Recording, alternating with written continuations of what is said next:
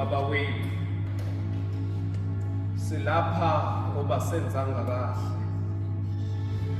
silapha ngoba sifisa ubuso bakho Nkulunkulu. Izimo esishiye emakhaya, izimo esibhekene nazo emsebenzini, izimo esibhekene nazo emphakathini, sizothi simbone omunye ubaba ngaphandle kwakho ebusuku. Sizokuncenga uNkulunkulu ebusuku ukuthi umane usifihla uNkulunkulu noma izimo ingavumi. Sizokuncenga uNkulunkulu olungile ukuthi noma sekuvunywe konke uNkulunkulu ongcwele, kodwa uNkulunkulu unqaba nathi. uNkulunkulu ongcwele, siyakuncenga Dala wethu, siyakuncenga Baba wethu, inhliziyo zethu zinembuzo, ingqondo zethu zinembuzo, kodwa size kuwe Moya Ongcwele, size kuwe Thona nemfihlakalo, size kuwe Baba wethu. Sizothi simbono njengawe, sizothi akekho njengawe, wena uyile u-Alpha wabu-Omega, akekho usishiye kule ntaba. Siyakuncenga Mdala wethu, siyakuncenga uNkulunkulu wethu, siyakuncenga uNkulunkulu wethu, sikuncenga ngey'nhliziyo zethu. Siyakucela Baba wethu, siguqule uNkulunkulu inhliziyo zethu, siguqule ingqondo zethu, siguqule ukuhamba kwethu.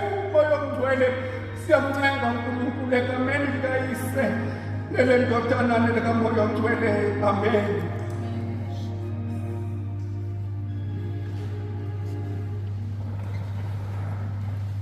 Angibonge bazalwane, ngibonge ubona bonke abekade behlela iprayer yanamhlanje. Wake wathi ubhuti owangikhulisa ekukholweni anothokoza umane bancane kumthandazo, ngoba abantu abaningi sebeye enkonzweni beyozwa ukuthi lo ushumayele kamnandi, umhlulile yini owa-last week. Kodwa uma sekuziwe emthandazweni akuzi noma ubani emthandazweni, ngoba lento yomthandazo yinto ephakathi komuntu noNkulunkulu. Ithi njalo awukwazi ukuthandaza kumuntu ongamazi. Uma itimu yethu lapha kuLuka ethi ningakuyeki ukuthandaza, uNkulunkulu wayefuna ukubachazisela ukuthi kunezimo ezizoba khona, kodwa nina ningakuyeki ukuthandaza, ngoba uNkulunkulu lithi iBhayibheli usazi one by one, usazi sisasey'belethweni zabazali bethu, azi ngisho unwele nga-one by one ekhanda lethu. Uma yethi namhlanje ebusuku lize limsize lingakuyeki ukuthandaza, ingoba uyazi kwinjeni yethu kunendawo la izodinga khona umthandazo kaNkulunkulu. Lanto mphathisi wabantu abasha engifisa ukuyiveza namhlanje, sisilulama umthandazo. Angeke uguqule ukuthi mina ngwabamdolo, kodwa umthandazo uzoguqula mina ngaphakathi. Ngi-understand ukuthi noma ngowabamzona kodwa lokho engikufuna ngegama likaNkulunkulu uzokwazi ukunginika umthandazo awuguquli ukuthi uzoshona namhlanje kodwa umthandazo uguqula ingqondo yakho ukuthi mina mhlalala kuyothi ngosuku lokugcina bese ngiphinde ngiyavuka lokuphila ukuphila phakathi umthandazo awuguquki ukuthi ekhaya siyahlupheka kodwa umthandazo uguqula ingqondo yokuthi noma ngihlupheka kodwa ngiyamazi uNkulunkulu bantu abasha umthandazo ngeke uguqule ukuthi namhlanje khona ingozi ezoba khona kodwa uzoguqula ukuthi kungcono ngoba kushonanga umuntu kodwa ingozi ibikhona kodwa hakuguquhanga okwesikhosi kodwa ngifuna ukuthatha isikhathi eside ngifuna sandaza ngoba lento yomthandazo iyona engibona ukushumayela ngoba umuntu ukwazi ukukhuluma into ekuyena ngaphakathi kanti makushumela umfana kaMzola abantu balalela yena kanti uma sandaza sisuke siphodlo senhlisweni yabona sisane mangifuna ukuyiveza kahle lento lithi iBhayibheli wayebathatha bonke endlini yakhe ubaba wakhona bese beyahamba beye entabeni beyobonga kwakuyinto ababeyenza njalo ngonyaka kuyinto yala ekhaya kodwa uma bebuye entabeni uphelile wayekwazi ukuya azokhubuluza umuntu okade naye entabeni ngamanye amazwi uyakwazi ukulimalisa la ukhubuluza umuntu obuthandaza naye lithi iBhayibheli akushintshanga ukuthi uHana wayengakwazi ukuthola abantwana kodwa kwabiza uHana ukuthi aphume kulanto ukuthi abathole abantwana bese bhekana noNkulunkulu owamdala lithi iBhayibheli wathi esethandaza kahle kwadideka umuntu owabenyukela bona nomfundisi akamzwanga wayisethini ngoba wayesengathandaza umthandazo awuzwa ebandleni kodwa wayesethandaza into engaphakathi ethi Nkosi uma unginika lo mntwana ngizomthatha ngibusele kuwe wayengasakhulumi nomfundisi wayesangasakhulumi nomyeni wakhe kodwa wayesekhuluma nesimo sakhe umthandazo uthanda lapho ngizothi bazalwane bantu abasha ngiyafisa sisane siguqule lento yokuthi senze amagroup bese kuyafastwa masiqeda ngoLwesine ngoLwesihlanu sibuyele empilweni zethu ngoMgqibelo sibuyele empilweni zethu lento ithi kithi besingakakhulumi nenhliziyo kodwa besenza okwenziwe ebandleni ngoba uhlukene umthandazo owuthandaza usuke enhlizweni nomthandazo wenza ngoba ngicela umuntu angani mina ngizwa uhlukile umthandazo ekuzosuka wena ekhaya bebuka iTV ugijima uye ekamereni lakho bebuka iTV bese uyavala bese uyakhuleka lo mthandazo uhlukile kunomthandazo la kuma khona uma wala ekhaya bese thandazela umndeni wala ekhaya ngoba lo mthandazo uphenduka itendence yokuthi nonke ngizokhapha u7 ekhaya ngithandaze bese ngiyaphuma kodwa lo owuthathela isinqumo uNkulunkulu ulalela wona, ngoba kusuke kukhona izinto odecide ukuyiyeka wasuya uNkulunkulu. Ngizothi ungalithathi kancane ithuba lokusimthandazwe. uNkulunkulu ukajabuliswa into eyodwa yokuthi empilweni yakho ngosuku lokuthi wamisa konke okuhle kwasemhlabeni, wathi namhlanje ngiyakamhlahla, athi yes, I'm still God there, athi ngisaphethe lapha, athi ngisaphethe lapha. uNkulunkulu akajabuliswa ukusibona sigcwele ebandleni, ngoba abantu bayagcwala ebandleni baphinde bephume bafana. Ngizothi uNkulunkulu uyakwazi ukukutakula la ukhona, akwenze into abantu abesebetshela ukuthi ngeke uzibe yona. Ngishumayele lovu ngathi sisilulama ngenye imini samele ke senze inkonzo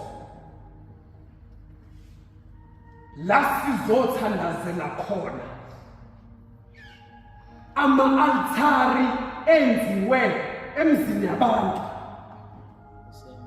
enziwa izihlobo zethu, enziwa abangani bethu, behleli lawo ma-altari bekhuluma ngamagama ethu, ngoba kunabantu abangenzanga lutho kodwa kunama-altari ababoshwe kuwo, bayafisa ukumbona uNkulunkulu, kodwa kunama-altari abizabona bahleli bengomagama ukuthi sombona ukuthi uzophumelela yini. Bekumele sike senze inkonzo yokugqekeza ama-altari, ngoba nasebandleni siyenzelayo nama-altari ukuthi sombona umtholo uzophumelela yini. Bese sidinga sike siyiyeke lento, sibhekane nezinto esibhekene nazo, sike sigashule ama-altari, sike sigashule ama-altari. Kunezinto ey'boshwe abantu kodwa ngokwezethu, kunodadewethu ababoshwe ama-altari, kunabafowethu ababoshwe ama-altari, kodwa bona benzanga lutho, abenzanga lutho. Kuboshwe nje ama-altari enziwa abantu. Uyakwazi ukulahlekelwa yikho konke nge-altari elenziwa umuntu ngegama lakho.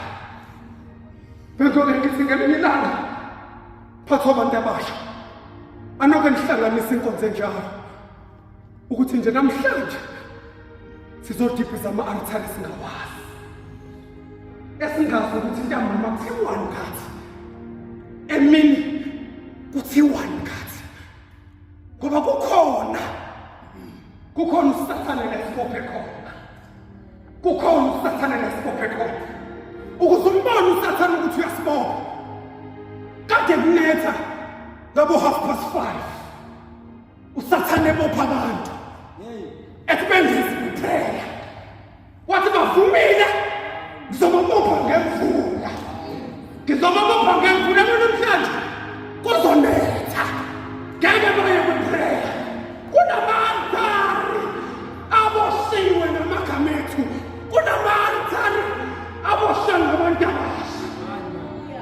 Yazi ufisa ukuya enkonzweni wayini kunetha, ukhumule ulungise ngesonto, uthi namhlanje njalo wathi uma neyawashe ngidufile bakubambe enkonzweni uyophinda bakubambe.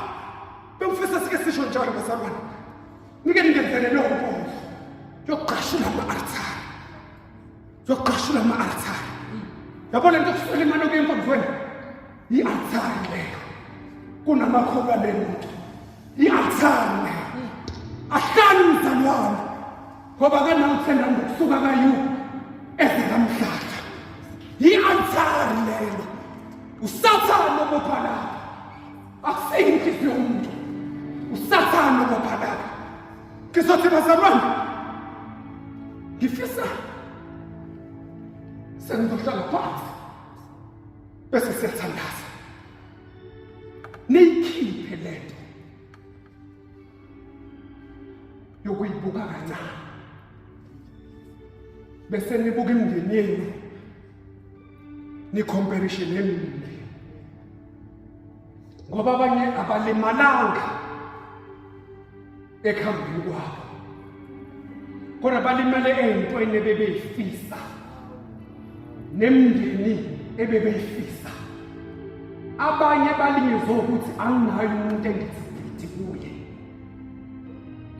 abanye balimale ngoba bengenawusisa zokhuluma naye ngake ngathi kayu uma kuphela inkonzo ngokuhage longakazi uhage ubuze emva kwa-2 weeks ukuthi akukhona okusho kwena ngoba bazalwane asayifuni into ey'phathekayo sesifisa kubhodla iy'nhliziyo ukuze kuzokwazi ukungena izwi kaNkulunkulu kunabantu abayivukile iy'nhliziyo nesikhathi sabo kodwa kunezinto ey'ngaphakathi kunama-questions abanawo ngempilo zabo but they want people abazobathemba bese beyabhodla sengihlala phansi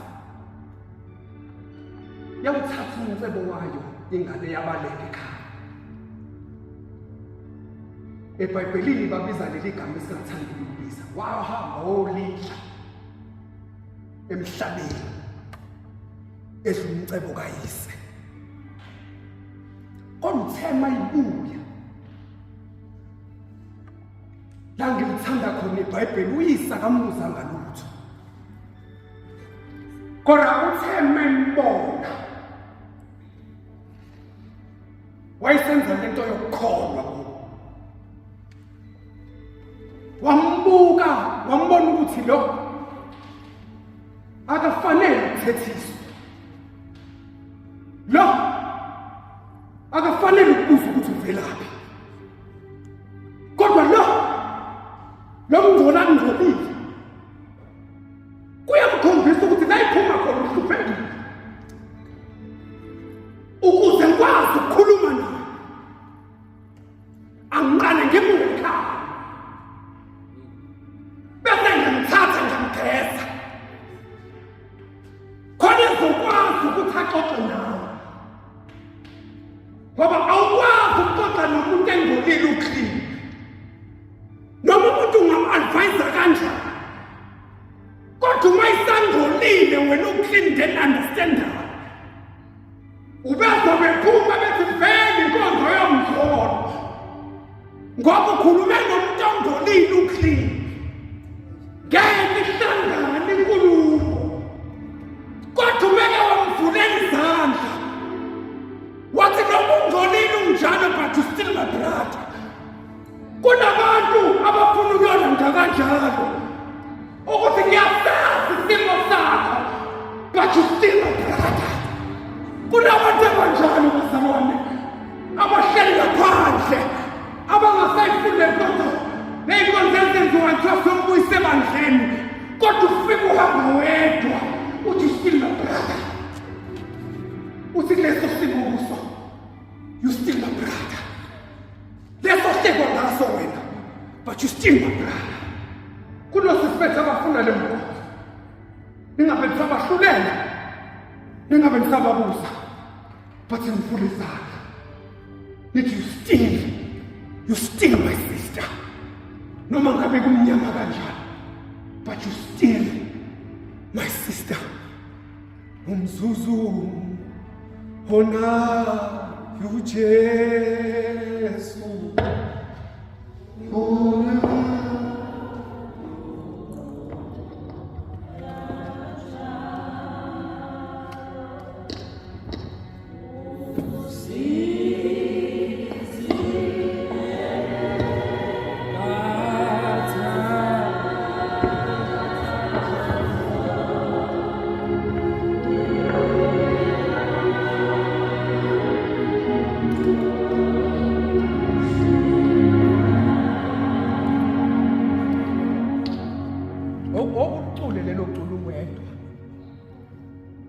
ungaligcine ebandleni uthi umzuzu naye uJesu.